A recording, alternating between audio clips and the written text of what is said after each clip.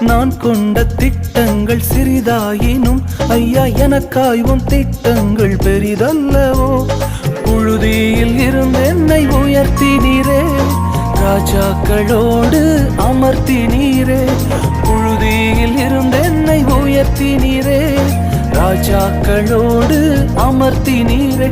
உந்தன் கிருபைகளை எண்ணி நான் பாடுவேன், உந்தன் மகிமைதனை தினம் நான் ருசிப்பேன். அல்லேலுயா அல்லேலுயா அல்லேலுயா அல்லேலுயா.